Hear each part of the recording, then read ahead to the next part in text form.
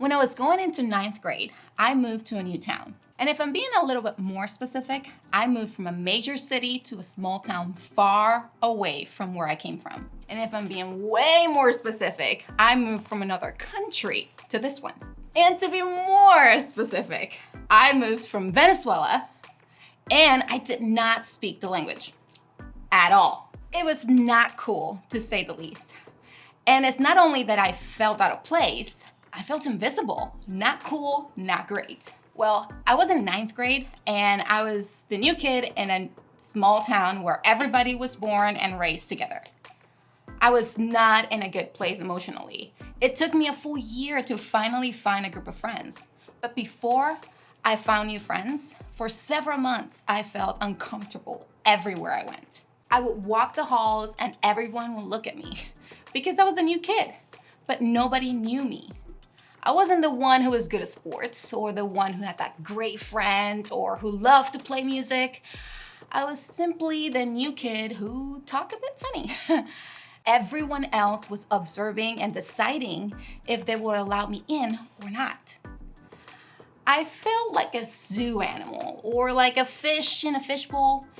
Everyone watched, but nobody was in there with me. You may have never moved to a new town or went to another school, but probably you can relate to how I felt. Now let's think back to when everything changed to being online. There was a lot of things that made that stretch of time difficult, but maybe one of the hardest thing was not being there in the same place together. Wasn't it weird to be in class but not really in class? I had to use Zoom a lot, and sometimes I felt like I was invisible, just blending into the background until I had to talk. And then all of a sudden, everyone was staring at me, waiting for me to unmute myself. Maybe you felt like that too.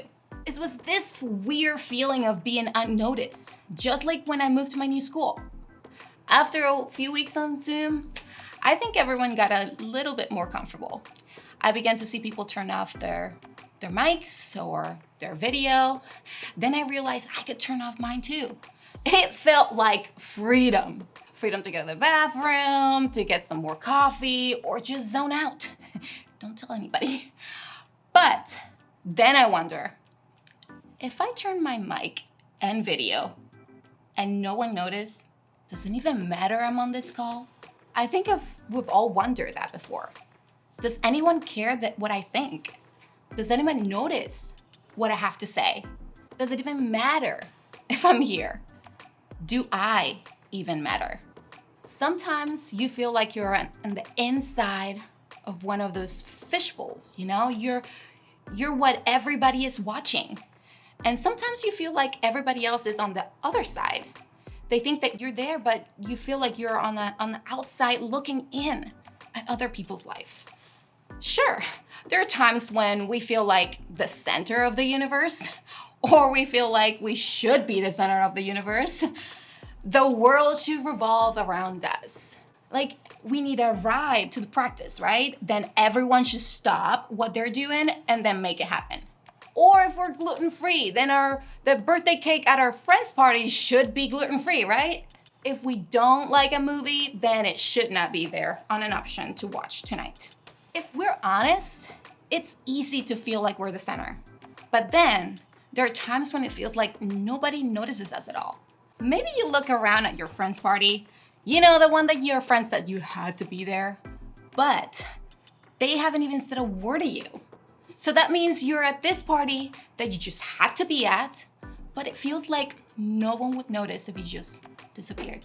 Or maybe your parents won't stop bragging about your sister's SAT scores or your brother's athletics, but you don't ever hear them telling anybody about you. It may not be your friends or family. It could be your boyfriend or girlfriend, your coach, your teacher, or a combination of all of these. But when we don't feel seen or valued by people in our lives, it starts to make us feel like we don't matter. Whenever we feel like we're overlooked or ignored, it's easy to become discouraged or numbed or disengaged. If nobody's listening, then why bother speaking, right? If nobody's paying attention, then it really doesn't matter what we have to do or say. When we feel like we don't matter, It takes the passion and excitement out of our lives. We don't feel like we are thriving in life. We just feel like we're surviving. And nobody wants to feel that way. But it's more than that. It's possible that we have a lot of people in our lives telling us that we matter. Parents, grandparents, or coaches, but we don't believe them. I mean, there are parents, they're supposed to say that, right? They're our coach. They're trying to get the best performance out of us.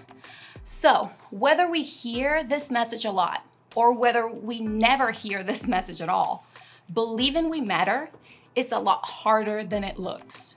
The good news is that today we're talking about someone who was very familiar with those same feelings we're all experienced.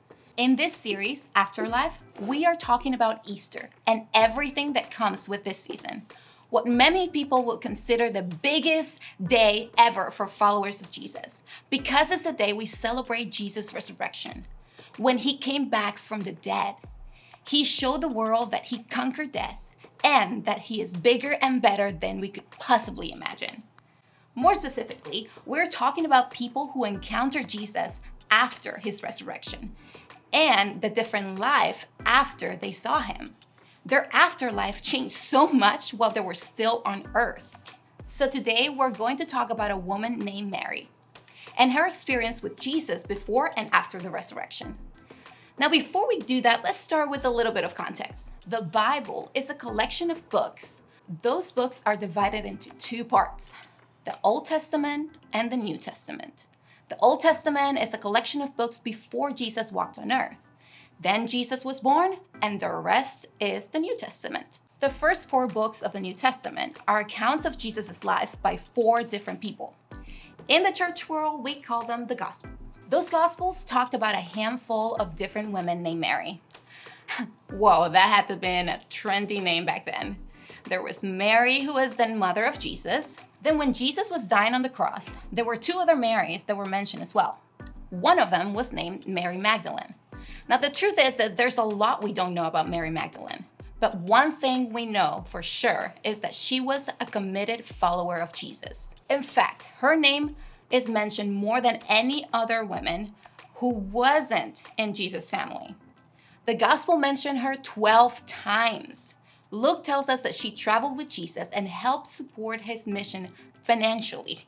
He also mentions that Mary had 7 demons driven out of her. Yes, that sounds crazy, but basically it means that she was an outcast before Jesus healed her. So I think we can safely say that Mary understood what it meant to be ignored and overlooked. But here's why we're talking about her today. All 4 Gospels records that Mary Magdalene was there when Jesus was put on the cross. 3 of the 4 Gospels says she was there at the burial. And all 4 say that she was the first to see Jesus resurrected. The disciples get a lot of credit for being Jesus' most loyal followers, but there was no other disciple around in the big moments of Easter as much as Mary was. And on the day we celebrate Jesus coming back from the dead, we should pay attention to one of the people who knew him best. But she doesn't get a lot of attention. In a lot of ways, she lived on the sidelines. If you don't pay attention to what you're reading, it just sounds like a bunch of women named Mary that nobody can keep a track on. But here's the thing. You definitely don't get the sense that she was a major player in the story. But she was. The Gospel of John, which is written by another one of Jesus' disciples, records that while it was still dark, Mary got up and went to the tomb. But when she got there, the stone that was placed in front of the tomb was gone. She didn't immediately say, "Of course, Jesus is alive." No, she thought that someone has messed with the grave and took his body. She went straight to Peter and other disciples to tell them, and they ran to the tomb. Sure enough, Mary was right. The stone was rolled away, the body was gone, and all that was left of Jesus was his grave clothes. And the other disciples left to tell the others, but Mary stayed there where she was, right by the tomb. As if the sadness of losing a friend wasn't enough, now there's this added trauma of his body taken or moved. John writes this. Now Mary stood outside of the tomb crying. She wept. She bent over to look to the tomb and saw 2 angels in white, seated there where Jesus had been, one at the head and the other one at the foot. They asked her, "Woman, why are you crying?" "They had taken my Lord away," she said, "and I don't know where they have put him." At this, she turned around and saw Jesus standing there, but she didn't recognize it was Jesus. He asked her, "Woman, why are you crying? Who is it that you're looking for?" Thinking that she was talking to a gardener, she said, "Sir, if you have carried him away, tell me where you have put him. I will get him." Jesus said to her, "Mary." And she turned around toward him and cried in Aramaic, "Rabboni," which means teacher. So on the day, Jesus defeats death, proving God's love is bigger and stronger than anything else. He makes sure Mary was there to see it. And this is a big deal because in the first century when Jesus lived, a woman was not seen as a reliable witness. She couldn't testify on court. Her word was not to be trusted over a man's. And yet, over and over again in the Gospels, at the cross, at the tomb, on Easter morning, it was a woman who saw Jesus first, who recognized him, who was given the job of telling others. When the rest of the world saw women as unreliable, inferior, and untrustworthy, Jesus saw something different. He valued and elevated them. Even when the rest of the world didn't, Jesus made a decision to trust Mary with his resurrection. He knew Mary and called her by name. He chose her to be the first person to share the good news. While others made assumptions about Mary because of her gender, her past, or anything else that would have written her out of the story, Jesus wrote her in as the major character. While others made assumptions of Mary because of her gender, her past, or anything that would have written her out of the story, Jesus wrote her in as a major character. Jesus made sure that Mary knew that she was valued and his word about her could be trusted. When the world was sending Mary one message, Jesus sent another. And if Mary wondered who she could believe, the resurrection of Jesus gave Jesus all the credibility in the world. So no matter what message others may have been sending Mary, no matter what message we may be getting, because of the resurrection, we can take what Jesus said seriously. And Jesus said Mary mattered. Think of it this way. Because of the resurrection, Mary knew she mattered. Right now, we're celebrating Easter, an event that happened almost 2,000 years ago. Totally worth it. But in the first Easter morning, it changed the lives of the people who knew Jesus best, most of all. Because now, everything Jesus said meant more than what it did before. On Easter morning, Jesus coming back from the dead proved Jesus was who he said he was. And his word mattered. In that morning, he spoke words that tells us about Mary's value and worth. In a culture where Mary would have heard again and again that she wasn't enough, that she didn't have credibility, that she should stay in the edges where she belonged, Jesus made sure that the message she got from him was different. And the message is true for you and me. See, just like Mary mattered to Jesus, so do you. When he said her name, he said our name too. He said the name of the people who feel overlooked, unseen, or forgotten. He said the name of people who feel like our part in the history doesn't matter. Because of Easter, because of the resurrection, Mary knew that what Jesus had said had to be taken seriously. She experienced Jesus' words firsthand and what he did firsthand. And then she passed it on to the rest of the disciples. We are here today celebrating Jesus coming back to life because Mary carried the message back to Jesus' followers. This Easter, that's the message I want you to take with you.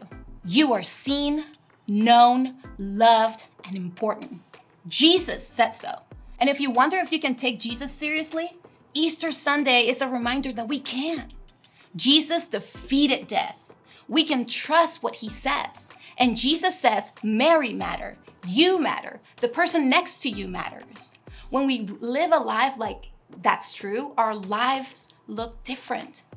And the lives of the people we know and interact with look different too.